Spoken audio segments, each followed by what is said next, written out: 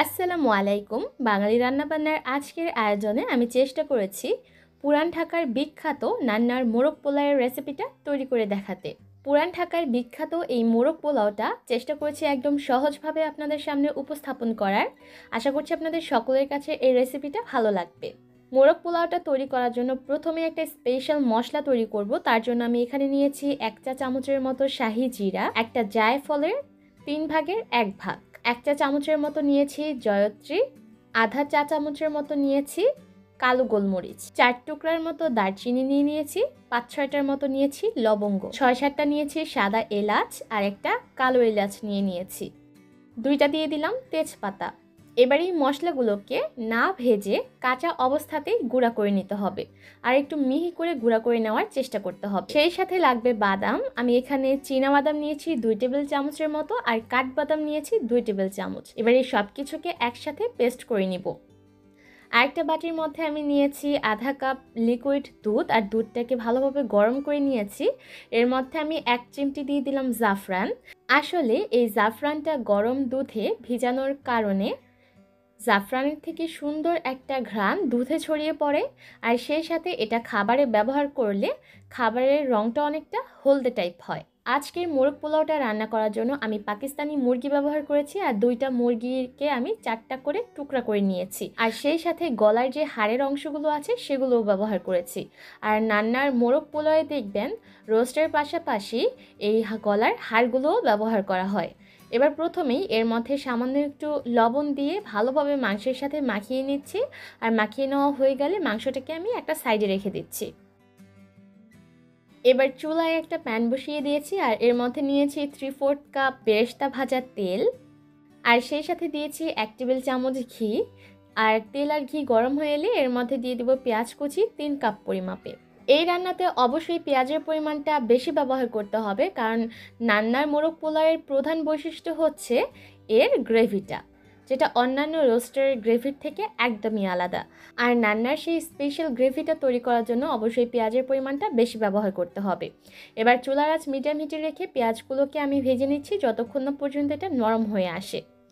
এর মধ্যে কিন্তু পেঁয়াজগুলো অনেকটা নরমও হয়ে গেছে, আর এর রঙটা অনেকটা চেঞ্জ হয়ে গেছে। ঠিক সেই পর্যায়ে এর মধ্যে দিয়ে দিলাম আধা কাপ পেঁয়াজ বাটা,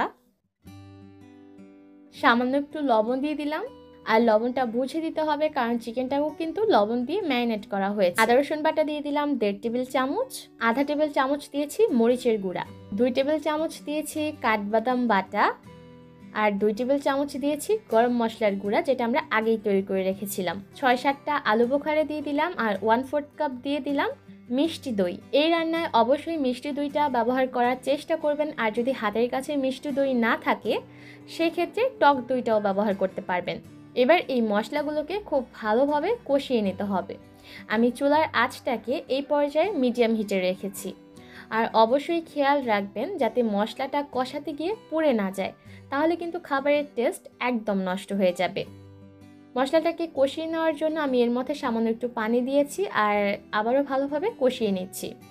এই মশলাটা যত ভালোভাবে কষিয়ে নিতে পারবেন রান্নাটা কিন্তু খেতে তত বেশি ভালো লাগবে। আর অবশ্যই অনবরত নেড়ে চেড়ে এই মশলাটাকে কষিয়ে নিতে হবে, যাতে করে মশলাটা পুড়ে না যায়। এরই মধ্যে কিন্তু মশলাটা খুব ভালোভাবে কষে গিয়ে তেলটাও ভেসে উঠেছে, আর এর রঙটা অনেকটা চেঞ্জ হয়ে গেছে। ঠিক সেই পর্যায়ে এর মধ্যে লবণ দিয়ে ম্যারিনেট করে রাখা মুরগির মাংসের টুকরাগুলো দিয়ে দিলাম, আর সেই সাথে মুরগির গলার হাড়ের অংশগুলো দিয়ে দিলাম। এবার খুব ভালোভাবে এই মশলার সাথে মাংসগুলোকে কষিয়ে নিচ্ছি।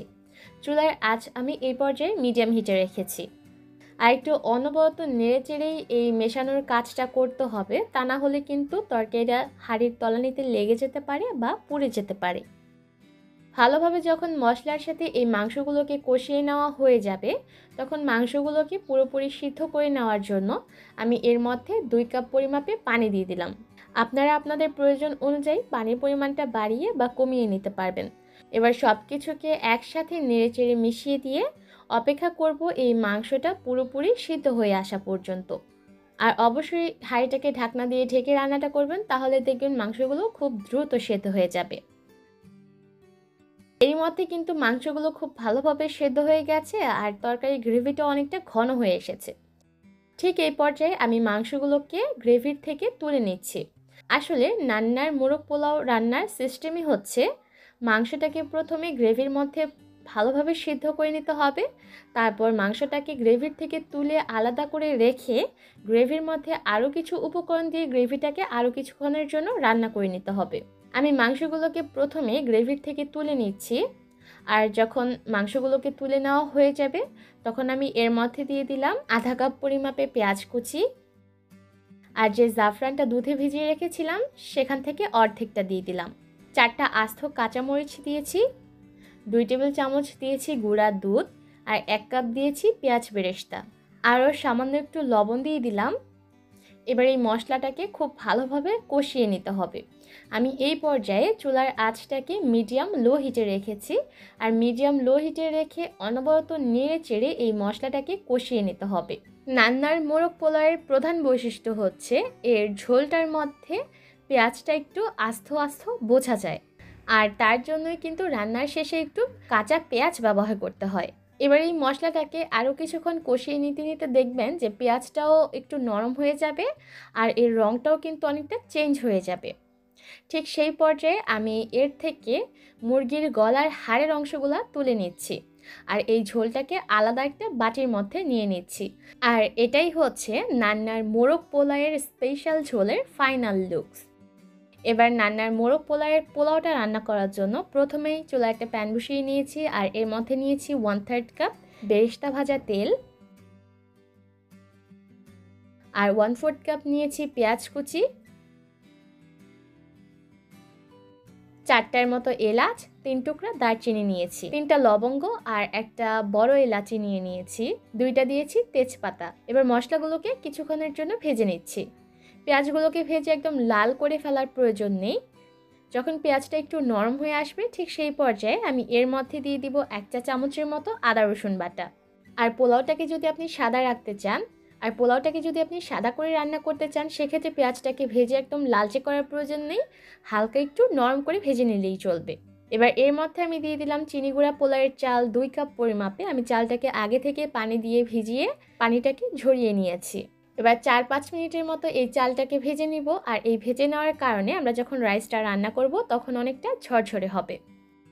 4-5 মিনিট ভেজে নেওয়ার পর যখন চালের থেকে এক্সট্রা পানিটা শুকিয়ে যাবে ঠিক সেই পর্যায়ে আমি এর মধ্যে দিয়ে দিব 4 কাপ পরিমাপে পানি। আমি আজকে রান্নার ক্ষেত্রে 3 কাপ পানি ব্যবহার করব, আর 1 কাপ ব্যবহার করব লিকুইড দুধ। তবে আপনারা চাইলে সম্পূর্ণ রান্নাটাই পানি দিয়ে করতে পারবেন। প্রথমে আমি 3 কাপ পরিমাপে পানি দিয়ে দিলাম, আর তারপর আমি ভালোভাবে এই চালটাকে নেড়েচেড়ে মিশিয়ে দিয়ে এর মধ্যে 1 কাপ দিয়ে দেব লিকুইড দুধ। প্রতি 1 কাপ চালের জন্য 2 কাপ পানি ব্যবহার করতে হবে। যেহেতু আমি 2 কাপ চাল ব্যবহার করেছি তাই পানি আর দুধ মিলিয়ে আমি টোটাল 4 কাপ ব্যবহার করেছি। এবার এর মধ্যে দিয়ে দিলাম 4-5টা আস্ত কাঁচামরিচ, স্বাদ অনুযায়ী লবণ দিয়ে দিলাম, গুঁড়া দুধ দিয়ে দিলাম 2 টেবিল চামচ। এবার খুব ভালোভাবে নেড়েচেড়ে মিশিয়ে নিচ্ছি যাতে করে গুঁড়া দুধটা দলা বেঁধে না থাকে। আর এই পর্যায়ে আমি চুলার আঁচ একদম হাই হিটে রেখেছি, আর হাই হিটে রেখেই রান্না করব যতক্ষণ না পর্যন্ত চালের পানিটা গায়ে গায়ে চলে আসে। এর মধ্যে কিন্তু চালের পানিটা পুরোপুরি টেনে গিয়ে চালের গায়ে গায়ে চলে এসেছে। এবার এই চালটাকে আমি সমান করে বিছিয়ে দিব, আর হাইটাকে ঢাকনা দিয়ে ঢেকে দিব, আর সেই সাথে চুলার আঁচটাকে একদম লো হিটে করে দিয়ে রাইসটাকে দমে রাখবো 15 থেকে 20 মিনিটের মতো। আর যদি আপনাদের হাঁড়ির তলানিটা পাতলা হয় সেক্ষেত্রে চেষ্টা করবেন হাঁড়ির নিচে একটা তাওয়া ব্যবহার করতে।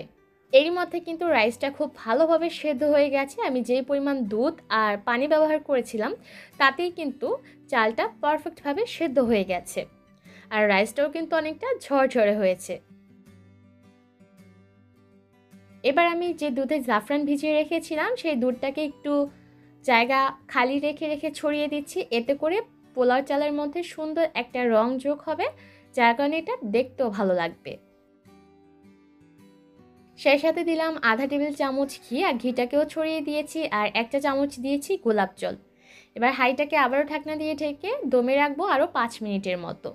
5 মিনিট পর ঢাকনাটা খুলে দিলাম, আর এর মধ্যে কিন্তু আমার রাইসটা রান্না করা হয়ে গেছে। নান্নার মোরগ পোলাও যারা খেয়েছেন তারা দেখে থাকবেন যে এর রাইসটা কিন্তু অনেকটা হলদেটে হয়ে থাকে, আর এই হলদেটে ভাবটা কিন্তু জাফরান ভেজানো দুধের কারণেই হয়ে থাকে।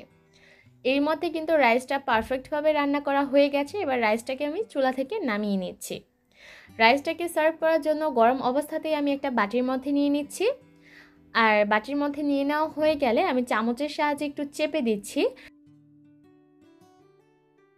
তারপর একটা সার্ভিং ডিশের মধ্যে আমি কাট করে এই রাইসটাকে ঢেলে নিয়েছি।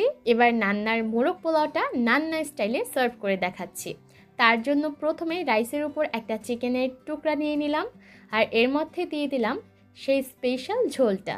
যারা নান্নার এই মোরগ পোলাওটা এখনও বাড়িতে ট্রাই করেননি তারা চাইলে কিন্তু এই রেসিপিটা ফলো করে দেখতে পারেন। দেখবেন পুরান ঢাকার সেই অথেন্টিক টেস্টটা পাবেন। আশা করছি আমার আজকের রেসিপি আপনাদের কাছে ভালো লেগেছে। আজকের মতো এখানে বিদায় নিব। সবাই অনেক ভালো থাকবেন। আল্লাহ হাফেজ।